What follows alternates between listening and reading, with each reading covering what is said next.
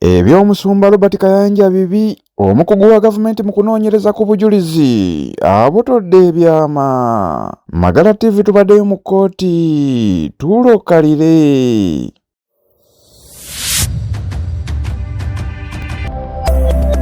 Eno ye Magala TV, okumanya we kutandikira. Olwaleero kkooti ya Mwanga Twemengo etandise okuwulira obujulizi obulumiriza omusumba wa Miracle Center Pastor Robert Kayanja, buno nga bwakakasiddwa omukugu wa gavumenti anoonyereza ku bujulizi obuyitira ku mitimbagano oluvannyuma lw'okuleetebwa abavubuka abavunaana omusumba Kayanja. Bagamba nti bamusibako kalebule w'okubalya ebisiyaga.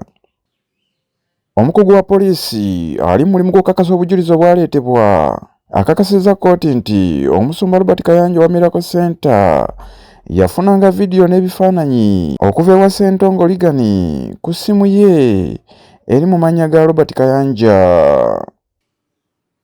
Omukugu Kanene Enoka ng'onava mu kitongole ekimanyiddwa nga Directorate Forensic Services Enaggulu awadde obujulizi kwa lipoota gye yakola ku musango omusumba Robert Kayanja owa Miracle Center gwe yawawaabira abavubuka 9 okusalimbira ku kkanisa ye n'okumuwaayiriza okubavuga empanka. Bino byonna bibadde mu alipoota ye gy'ayanjulidde kkooti ya Mwanga Twemengo ng'eno eriko emiko 17.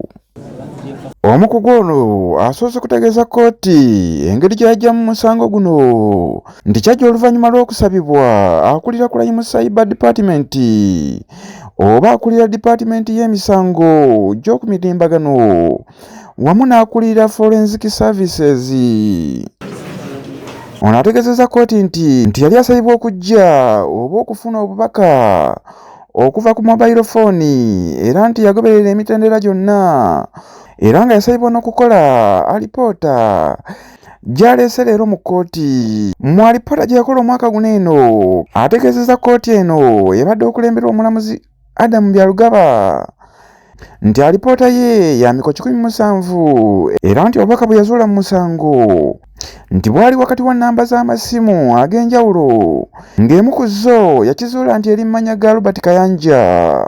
Ono era abulidde kkooti nga bwe yali ateekeddwa okuzuula obubaka obukwatagana ku bisiyaga wakati w'omuwawaabirwa Ssentongo Ligani n'omusumba Robert Kayanja. Ono ategeezezza nti ng'essimu eyamuweebwa yali kika kya Samsung Model SM G980 era ng'essimu eno yazuulibwamu ne email address.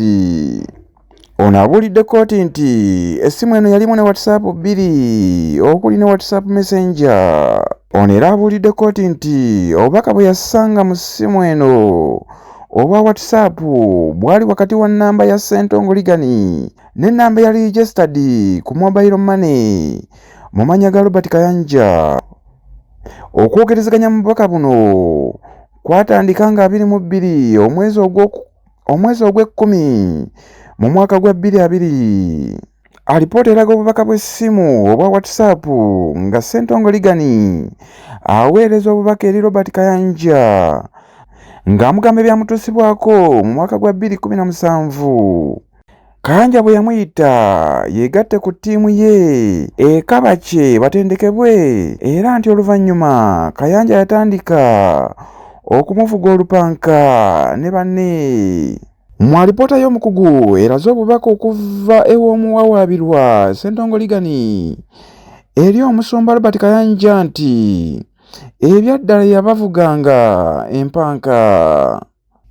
Alipoota eraze nti Ssentongo Ligani yategeezanga muganda we Mayanja bwe yattibwa oluvannyuma lw'okwogera amazima ku bibakolebwako era wano Ssentongo ne banne abalala abaali basigaddewo bagezaako okusaba Robert Kayanja ssente ze yabasuubiza wabula yatandika okubatiisatiisa ye nga bw'alina amagye alina n'abanene mu gavumenti nga bwe batalinayo bayinza muloopa.